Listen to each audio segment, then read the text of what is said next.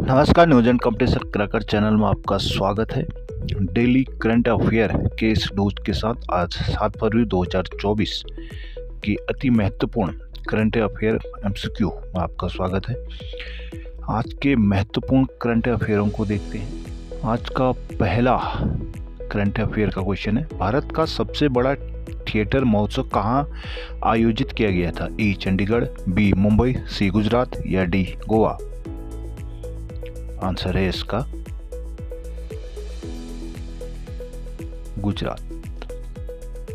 भारत के सबसे प्रमुख थिएटर महोत्सव या जिसे भारत रंग महोत्सव भी कहा जाता है, गुजरात के सांस्कृतिक रूप से जीवंत जिला कच्छ में इसका उद्घाटन किया गया था, जो प्रदर्शन कलाओं के लिए एक जीवंत श्रद्धांजलि की शुरुआत है। महाराजा सयाजीराव यूनिवर्सिटी ऑफ बड़ौदा के डॉक्टर चौहान प्रमोद आर द्वारा निर्देशित भवभूति की कालजयी कृति उत्तर रामचरितम की मनमोहक प्रस्तुति के साथ महोत्सव की भव्य शुरुआत हुई थी। गुजराती में प्रस्तुत इस भावपूर्ण नाटक ने एनएसटी के छात्रों की उल्लेखनीय प्रतिभा को प्रदर्शित किया था। भारत रंग महोत्सव अपने 25वें वर्ष में प्रवेश कर रहा है। यह भारत के सांस्कृतिक परिदृश्य को समृद्ध करने वाली विविध नाटकीय आवाज़ों के प्रमाण के रूप में खड़ा है। मुंबई से श्रीनगर तक यह महोत्सव देश भर के आए कलाकारों को एक साथ लाता है और प्रदर्शनी का बहुरूप प्रदर्शक पेश करता है। अगला क्वेश्चन देखते हैं।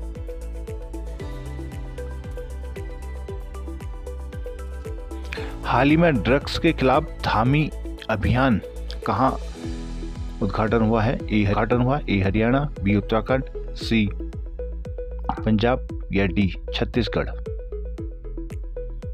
आंसर है इसका बी उत्तराखंड में। उत्तराखंड के मुख्यमंत्री पुष्कर सिंह धामी ने भारतीय जनता युवा मोर्चा महानगर देहरादून के नेतृत्व में एक महत्वपूर्ण कदम या पहल कह सकते हैं, ड्रग्स के खिलाफ धामी अभियान का उद्घाटन किया था। 5 फरवरी से 10 फरवरी तक चलने वाला यह अभियान 2025 तक नशीली दवाओं के दुरुपयोग को खत्म करने के लिए एक स्वस्थ नशा मुक्त समाज बनाने की सरकार के संकल्प में एक महत्वपूर्ण कदम है। ड्रग्स के खिलाफ धामी अभियान एक नारे से बहुत कुछ अधिक है।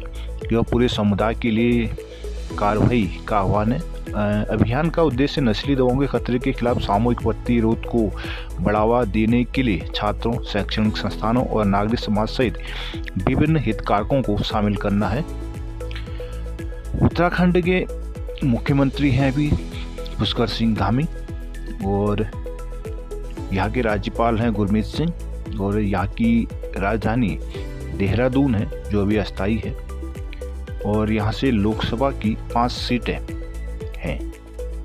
नेक्स्ट क्वेश्चन, महात्मा गांधी को स्मारकीय श्रद्धांजलि के रूप में बापू टावर का निर्माण किया जा रहा है। ए डिगबोई असम में, बी गांधीनगर गुजरात में, सी पटना बिहार में या मुंबई महाराष्ट्र में?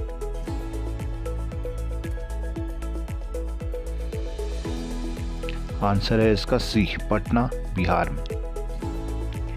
बिहार के हृदय स्थल माने जाने वाले पटना में राष्ट्रपिता के रूप में जाने वाले महात्मा गांधी को एक स्मारकीय श्रद्धांजलि के रूप में एक नया मील का पत्थर उभरा है। एक स्मारक श्रद्धांजलि बापू टावर के रूप में गर्दनी बाग में यह टापू स्थित है। महात्मा गांधी की स्थायी विरासत और आदर्शों के प्रमाण के रूप में यह स्तंभ खड़ा है। 120 फीट की ऊंचाई पर स्थित 6 मंजिलों वाला यह बापू टावर मुख्यमंत्री नीतीश कुमार द्वारा देखे गए एक ड्रीम प्रोजेक्ट का साकार रूप है।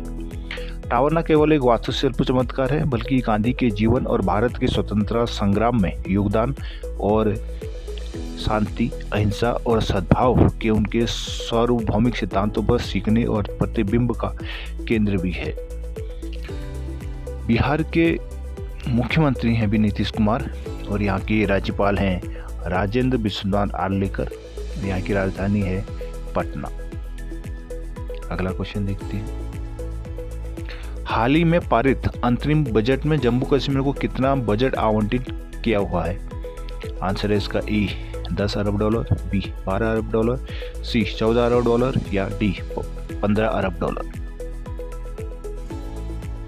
आंसर है इसका सी 14 अरब डॉलर। भारत ने वित्तीय वर्ष 2024-25 के लिए अंतरिम बजट में केंद्र शासित प्रदेश जम्मू और कश्मीर के लिए आर्थिक विकास की दिशा में एक महत्वपूर्ण कदम उठाया है। उनको 14 बिलियन डॉलर का बजट आवंटित किया है। यह सिर्फ एक वित्तीय प्रतिबद्धता नहीं है, क्योंकि यह उस कुल राशि जो 4 से 4.5 गुना अधिक है जो पाकिस्तान अपनी मौजूदा आर्थिक स्थिति से निपटने के लिए IMF से कर्जा मांग रहा है। हमारे वित्त मंत्री निर्मला सीतारमण ने प्रतीकात्मक दिन अंतरिम बजट का अनावरण किया था, जिस दिन पाकिस्तान ने कश्मीर एकजुटता दिवस मनाया था। घोषणा का समय न केवल जम्मू कश्मीर के आर्थिक उत्थान को प्राथमिकता देने के भारत के संकल्प को दर्शाता है, बल्कि इससे विभिन्न क्षेत्रों के प्रति प्रतिबद्धता के संदेश के रूप में भी कार्य करता है। अगला क्वेश्चन देखते हैं। सुरक्षित इंटरनेट दिवस कब मनाया जाता है? ए 5 फरवरी, बी 6 फरवरी या सी 8 फरवरी या डी 9 फरवरी।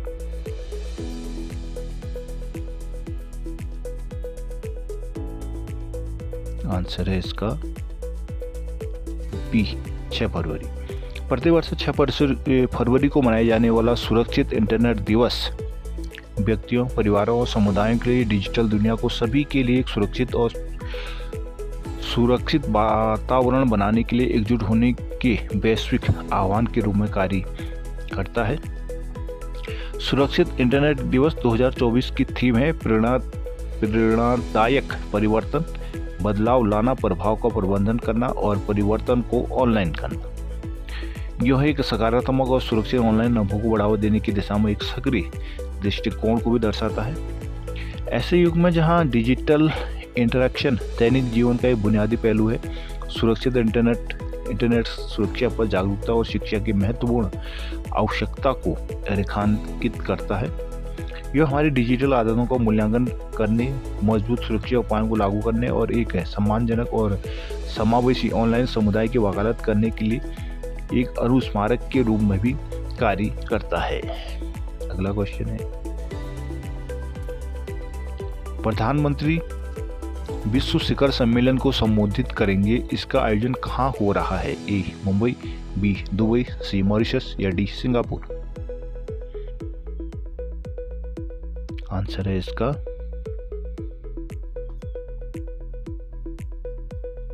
B Dubai. प्रधानमंत्री नरेंद्र मोदी दुबई में विश्व सरकार शिखर सम्मेलन को संबोधित करेंगे। भारतीय प्रधानमंत्री नरेंद्र मोदी 14 फरवरी को दुबई में प्रतिष्ठित विश्व सरकार शिखर सम्मेलन WGS को संबोधित करने के लिए तैयार है। यह WGS के लिए उनका दूसरा निमंत्रण है। इससे पहले 2018 में भी उनको निमंत्रण आया था। WGS 2013 से दुबई में आयोजित होने वाली एक वार्षिक वैश्विक सभा है जो गंभीर वैश्विक मुद्दों से निपटने के लिए विश्व नेताओं, नीति निर्माताओं और विशेषज्ञों को अपने यहाँ बुलाती है। 12 से 14 फरवरी तक इसका कार्यक्रम निर्धारित किया गया है, जिसमें दुनिया भर से प्रतिभागियों को आकर्षित किया गया है।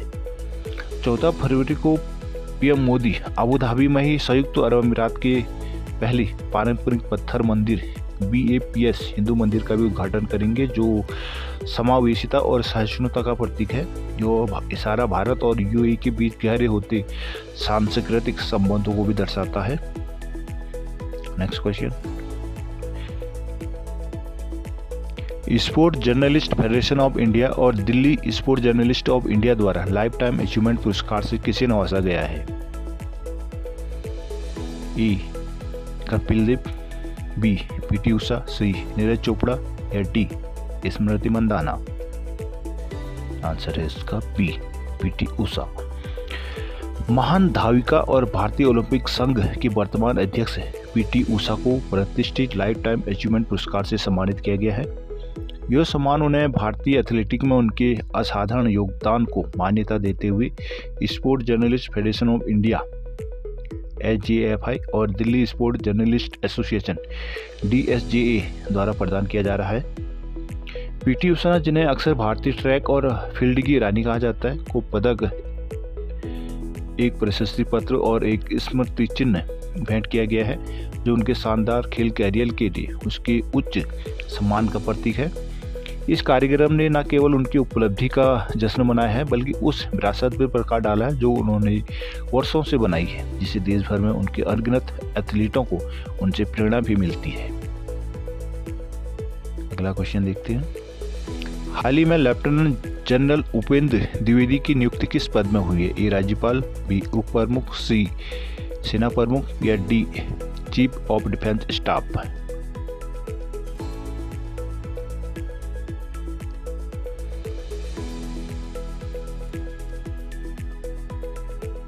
आंसर है इसका उप प्रमुख। भारतीय सेना के भीतर एक रणनीतिक कदम में लेफ्टिनेंट जनरल उपेंद्र द्विवेदी को 16 फरवरी से नई सेना उप प्रमुख के रूप में नियुक्त किया गया है। यह परिवर्तन एक निर्वाध उत्तराधिकारी योजना का प्रतीक मात्र है, क्योंकि लेफ्टिनेंट जनरल द्विवेदी इस भूमिका में रखे गए हैं कि वो lieutenant general MB Suchindra Kumar के उत्तराधिकारी होंगे, जो उधमपुर में उत्तरी सेना कमान में कमान संभालने के लिए तैयार है। लेफ्टिनेंट जनरल द्विवेदी का भारतीय सेना में एक विशिष्ट कैरियर रहा है। वो पहले सेना मुख्यालय में उप प्रमुख और इन्फेंट्री के महानिदेशक सहित कई प्रमुख पदों में कार्य कर चुके हैं।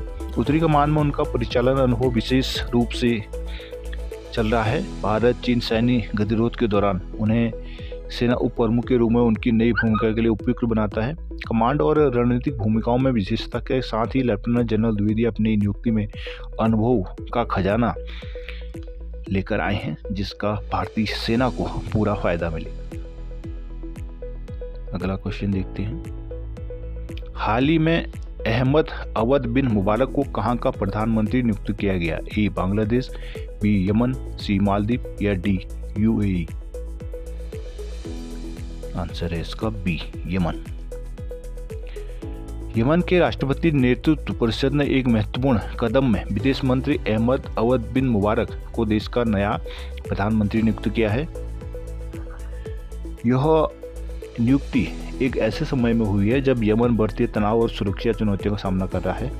निवर्तमान प्रधानमंत्री माइन अब्दुल मलिक सईद को राष्ट्रपति नेतृत्व परिषद के अध्यक्ष के सलाहकार के रूप में नियुक्त किया गया है, जो देश के राजनीतिक परिदृश्य में एक उल्लेखनीय बदलाव का प्रतीक है। अहमद अवध बिन मुबारक यमनी राजनीति में एक प्रमुख व्यक्ति है। बिन मुबारक के राजनीतिक कैरियर में संयुक्त राज्य अमेरिका में यमन के राजदूत के रूप में कार्य करना और 2018 में संयुक्त राष्ट्र में देश का प्रतिनिधित्व करना भी शामिल है। इससे पहले वो संयुक्त राष्ट्र में प्रतिनिधि भी रह चुके हैं।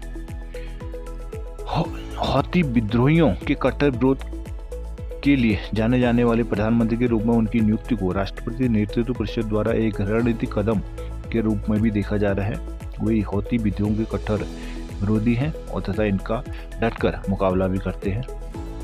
अगला क्वेश्चन देखते हैं। हाल ही में artificial intelligence and national security नामक पुस्तक का अनावरण कहाँ किया गया था? A Mumbai, B Pune, C नई दिल्ली या D Bengaluru.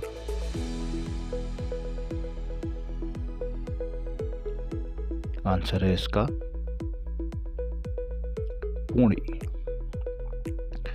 Artificial intelligence and national security नामक एक अभूतपूर्व का अनावरण किया गया था, जो भारत की समृद्ध सांस्कृतिक विरासत को समकालीन राष्ट्रीय सुरक्षा रणनीतियों के साथ मिश्रित करने में एक महत्वपूर्ण क्षण है।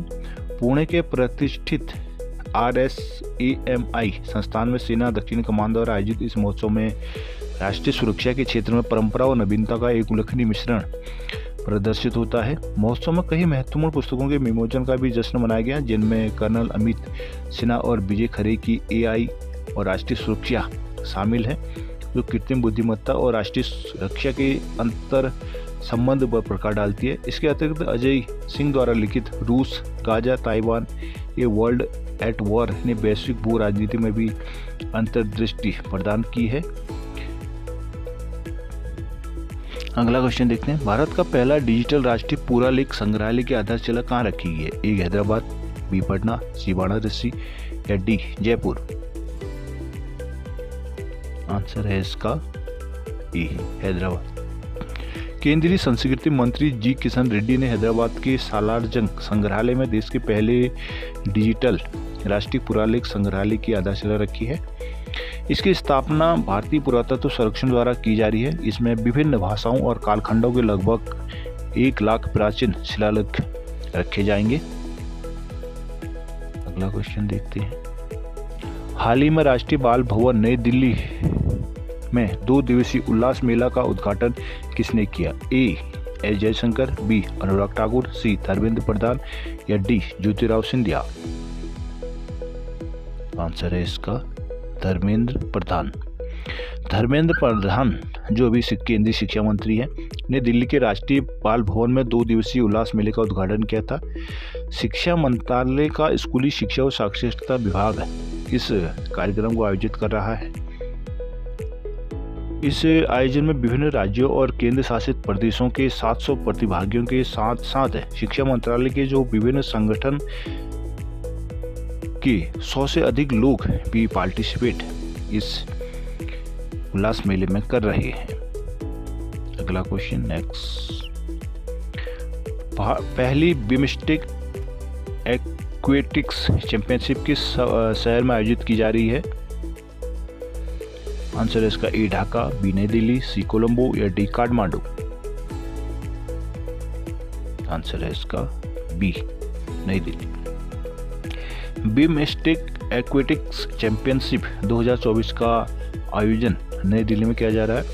इस चैंपियनशिप का उद्घाटन केंद्रीय युवा कार्यक्रम एवं खेल मंत्री अनुराग सिंह ठाकुर ने किया है। पहली बिमस्टेक एक्वेटिक चैंपियनशिप 6 फरवरी से लेकर 9 फरवरी 2024 तक आयोजित की जा रही है। बिमस्टेक का फुल फॉर्म होता है Bay of Bengal initiative on multi sectoral technical and economic cooperation. और बिमस्टेक की स्थापना 1997 में हुई थी। इस समूह में 7 देश, जिसमें बांग्लादेश, भूटान, भारत, नेपाल और श्रीलंका, म्यांमार और थाईलैंड आते हैं। इसका जो क्षेत्र है ये एशिया क्षेत्र में ये बहुपक्षीय संगठन है। अगला क्वेश्चन देखते हैं, मेरा गांव मेरी धरोहर कार्यक्रम किस मंत्रालय की पहल है? ए ग्रामीण विकास मंत्रालय, बी कृषि मंत्रालय, सी पंचायती राज मंत्रालय या डी संस्कृति मंत्रालय? आंसर है इसका डी संस्कृति मंत्रालय। संस्कृति मंत्रालय द्वारा मेरा गांव मेरी धरोहर MGMD कार्यक्रम के तहत सभी गांवों की मैपिंग और डॉक्यूमेंटेशन तैयार की जा रही है। सांस्कृतिक मानचित्रण पर राष्ट्रीय मिशन संस्कृति मंत्रालय के तहत इंदिरा गांधी राष्ट्रीय कला केंद्र के सहयोग से यह कार्यक्रम चलाया जा रहा है। MGMD पर एक वेब पोर्टल भी 27 जुलाई 2023 को लॉन्च किया गया था। और भी हमारे केंद्रीय संस्कृति मंत्री है किशन रेड्डी। अगला क्वेश्चन देखते हैं, RCS उड़ान योजना के तहत वर्तमान में देश में कितने मार्ग संचालित किए जा रहे हैं? आंसर है इसका ए 319, बी 419, सी 619 या डी 519? आंसर है इसका डी 519। क्षेत्रीय स्तर की हवाई संपर्क योजना RCS रीजनल कनेक्टिविटी स्कीम, और उड़ान का मतलब है UDAN उड़े देश का आम नागरिक के तहत, इसके तहत लगभग 519 हवाई मार्गों का संचालन किया जा रहा है। और उड़ान योजना के तहत 2 हवाई अड्डों और 9 हेलीपोर्ट सहित 76 हवाई अड्डों का संचालन किया जा रहा है। यह योजना 2016 में शुरू की गई थी और अभी हमारे उड्डयन मंत्री हैं श्री ज्योतिराव सिंधिया। तो दोस्तों ये थी अभी ताज की महत्वपूर्ण करंट अफेयर। आशा करता हूँ ये आपके लिए फ़ायदेमंद साबित होंगे। चैनल को सब्सक्राइब जरूर कर लीजिएगा, जिससे कि आपको रोज़ वीडियो करंट अफेयर का वीडियो मिलती है, सही टाइम पे मिल जाए।